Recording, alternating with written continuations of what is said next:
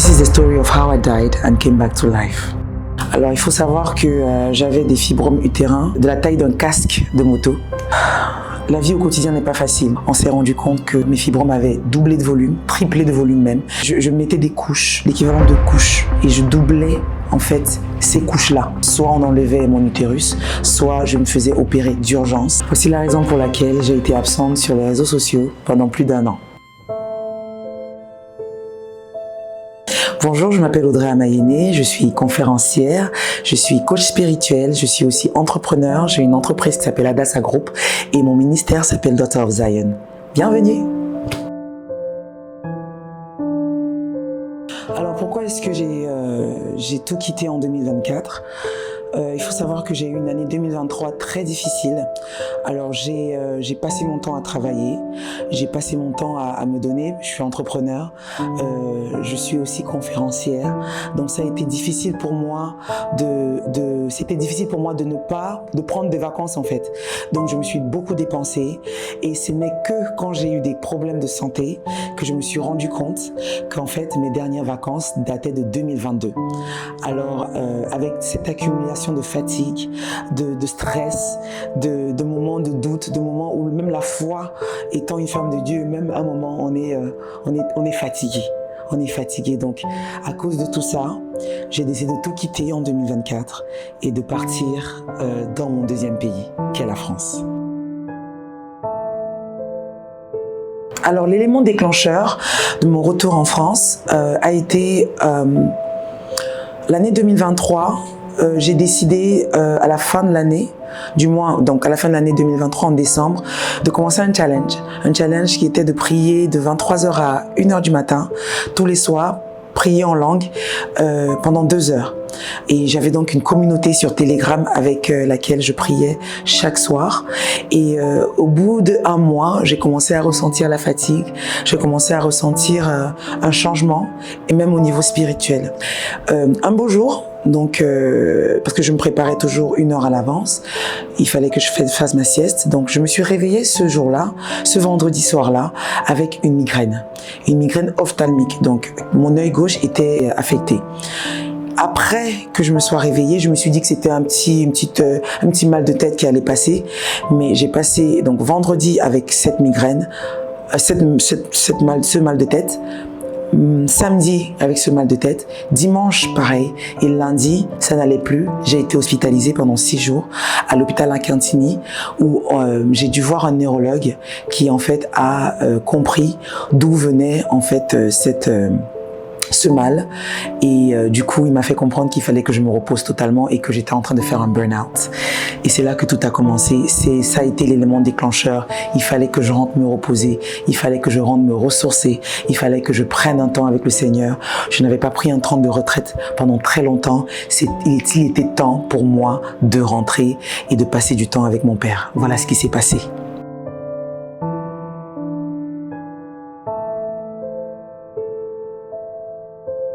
Alors, n'ayant pas eu l'occasion ou l'opportunité, parce que j'étais très occupée, de voyager et de partir en France, ce qui s'est passé, c'est que, arrivé sur place, vu que ici au Cameroun, je n'ai pas eu l'occasion aussi, parce que j'étais très occupée, encore une fois, de faire mes tests sanguins, mon bilan médical. J'étais trop ancrée dans le travail. J'ai donc décidé de faire tous mes tests. J'ai décidé de voir tout ce qui n'allait pas, que ce soit au niveau de mes dents, que ce soit au niveau de mes oreilles. Donc voilà, j'ai fait tous mes tests. Et là, j'ai vu la gynécologue. Il faut savoir que j'ai des fibromes depuis peut-être, on va dire, j'ai découvert que j'avais les fibromes entre 2010 et 2011. C'était au cours d'une relation sexuelle avec mon ex-partenaire. À l'époque, je n'étais pas encore en Christ. Donc, je ressentais une douleur pendant l'acte. Et là, j'ai dû arrêter. On a dû arrêter l'acte. Et je suis allée voir un médecin. C'est là qu'on a découvert que j'avais des fibromes utérins. Donc, pendant ce check-up, comme d'habitude, parce que je fais mes check-up tous les 6 mois en France, pendant mon check-up que j'ai fait après 2 ans, on s'est rendu compte que mes fibromes avaient doublé de volume, triplé de volume même. J'avais un ventre qui était équivalent quand même à une femme enceinte de 4 à 6 mois. Donc elle m'a dit il fallait que je fasse une IRM, j'ai fait une IRM et là elle a dit que c'est pas possible, on allait m'enlever, soit on enlevait mon utérus, soit je me faisais opérer d'urgence et il n'y avait pas de temps à perdre. Elle m'a demandé de voir un chirurgien, j'ai vu un chirurgien le 19 novembre 2024 à Nantes où j'étais et là il a dit il fallait qu'on m'opère, il m'a pas demandé mon avis. Il m'a juste dit, on doit opérer madame, sinon ça sera fatal pour votre santé. Et c'est là que, je ne dirais pas que le calvaire a commencé, mais c'est là que le Seigneur s'est vraiment, vraiment révélé. Voilà.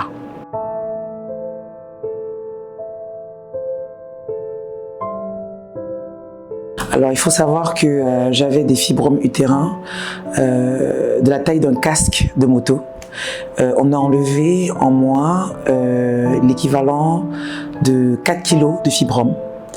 Et quand le chirurgien m'a touché le ventre, il m'a demandé comment est-ce que je vivais pendant toutes ces années en fait. Il m'a demandé si je vivais bien et je lui ai dit qu'en fait même, parce que j'avais des fibromes qui étaient jusqu'ici, c'est des fibromes, ils appelaient ça des fibromes pédiculés ou quelque chose comme ça, c'était hors de l'utérus. Donc je ne pouvais pas me baisser, je ne pouvais pas faire mes lacets normalement, j'étais essoufflée. Il m'a demandé comment je vivais au quotidien. Je lui ai dit que j'étais quelqu'un de lively, quelqu'un de souriante et quelqu'un qui... Voilà, j'étais dans l'événementiel. Il était même très surpris parce qu'il me disait qu'en fait, avec tout ça, comment est-ce que vous arrivez à avoir une vie normale? Et il a ressenti ma peine en fait. Et il m'a dit que non, il fallait enlever ça, il fallait que je vous soulage, il faut que je soulage Madame Amayene. Et là, comment est-ce que je me suis préparée? Je me suis préparée d'abord spirituellement. J'ai dû prendre un temps avec le Seigneur. Il fallait que je sache où est-ce que j'étais en train d'aller parce que l'opération me faisait peur. Il faut pas que je mente, ça me faisait terriblement peur. Donc j'ai dû prendre un temps avec le Seigneur et c'est là que le Seigneur m'a révélé que en effet, un soir pendant que j'étais en plein combat spirituel, en pleine préparation, c'est là qu'il m'a fait comprendre que j'allais mourir et j'allais revenir à la vie sur la table d'opération. Et c'est là que j'ai su que en fait mon opération allait bien se passer. J'ai vu ma vie en fait basculer en fait et je me suis dit que il y a des chances que je ne me relève pas. Il y a des chances que je ne revienne pas à la vie. Et quand on m'annonce sur place, quand j'étais déjà allongée, qu'on allait me faire une péridurale, il y avait des chances, si ça se passe mal, il y a des chances que je devienne, que je perde les moyens, l'usage de mes jambes. Ça fait peur. Mais je me suis dit que je suis déjà là, le Seigneur m'a déjà donné la victoire, il fallait que je le fasse. J'étais anémiée, j'ai perdu énormément de sang. Une opération qui allait faire normalement 2 heures après 4 heures de temps. Chose très drôle, c'est que mon chirurgien s'appelait Emmanuel Mianet, Emmanuel qui veut dire le Dieu à nos côtés. Donc je me suis seulement rendu grâce parce que le Seigneur était avec moi pendant tout ce temps. Et c'est là que j'ai compris en fait que même mon anesthésiste s'appelait Gwenaël. Pour les personnes qui sont spirituelles, vous savez ce que ça veut dire. C'était un temps très difficile.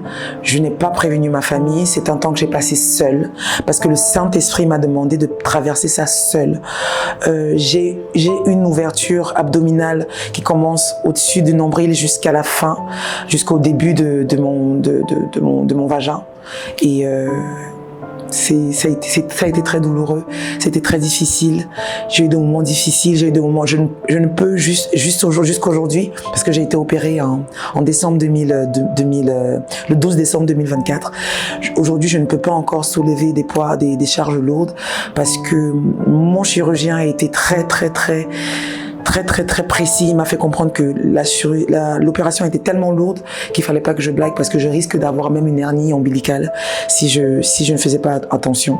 Donc j'ai porté pendant presque 2 mois une ceinture abdominale, une ceinture de contention pour en fait soutenir mes abdomens. Donc voilà, mon abdomen, pardon. Donc voilà, donc je rends grâce à Dieu parce que je ne suis que le témoignage vivant de ce que le Seigneur peut faire dans ta vie quand tu déposes ton fardeau à ses pieds. Voilà.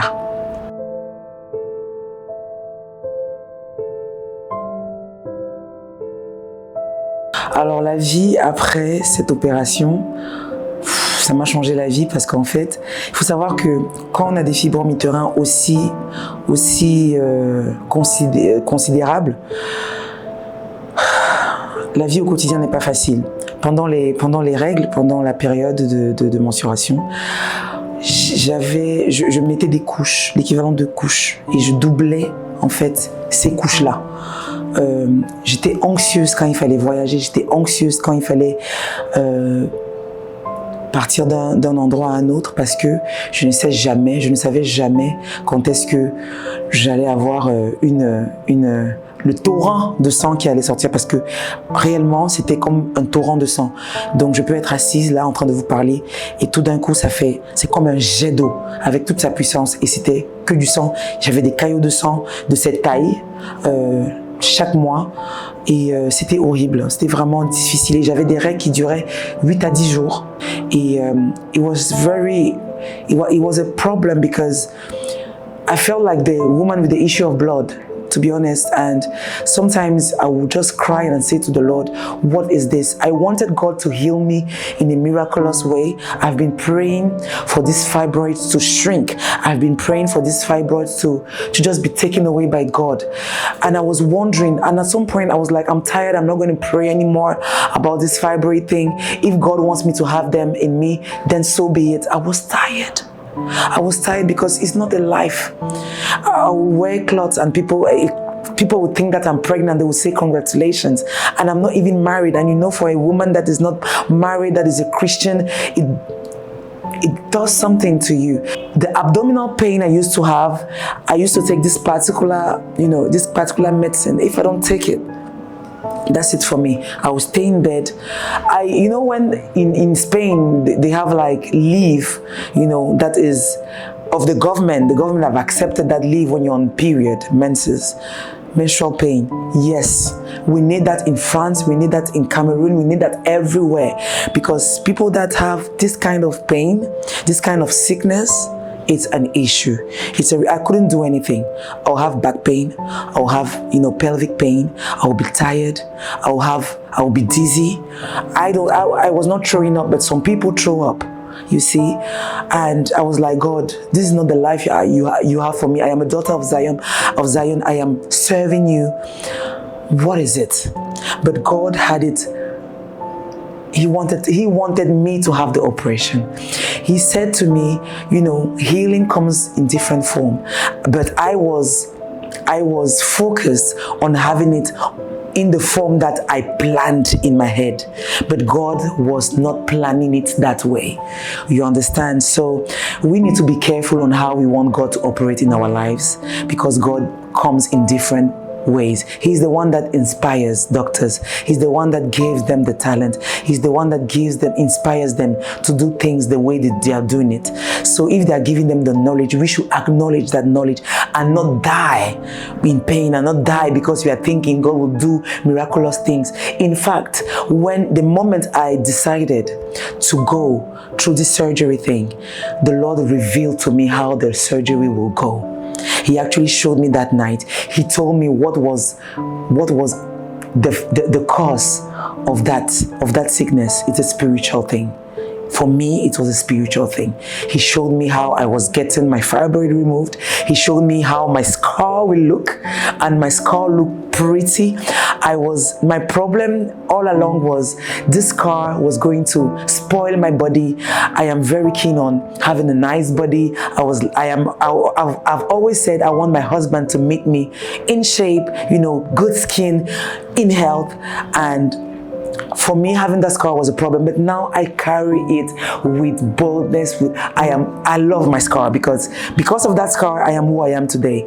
I went through something, and that scar is just a testimony of who I am. So I just want to encourage you women that are going through this thing. Having abdominal pain is not normal. There is pain and pain, okay? If you have this kind of pain that you cannot wake up from your bed, just know that there is an issue there. If you have the kind of pain that you throw up, that you are not able to do anything, you feel extremely tired, just go and consult. Just go and do your scan. Just do what you have to do. Don't wait for too long. Do your scan regularly, every 6 months, every 3 months. Check it up. Also know that when you have fibroid removal, there is a chance for it to come back.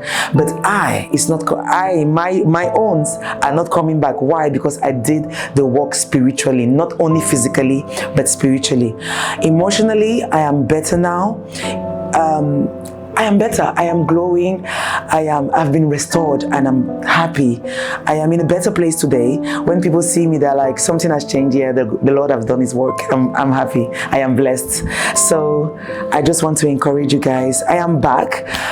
This is the reason why I've been off for so many years, for 1 year. So it seems like it's been a lot of years. I've missed you guys. Just know that you've seen you see me a lot now. I've cut my hair. Do you like it? I cut my hair because the Lord told me, you know, there's this Bible verse that says that you cannot add new wine in old wine. You cannot sew a new cloth into an old cloth. And he told me, I'm going to restore you. So even your hair is going to grow back in a healthy manner. So that is the reason why I am having my low cut. And I feel like I'm going to keep it low like this for a while. It's my new look and it's a new Audrey. I am glad, I am happy, and God a faithful. That's my slogan for 2025. God are faithful. So watch this space. I'm back. Be blessed. God bless you. Bye-bye.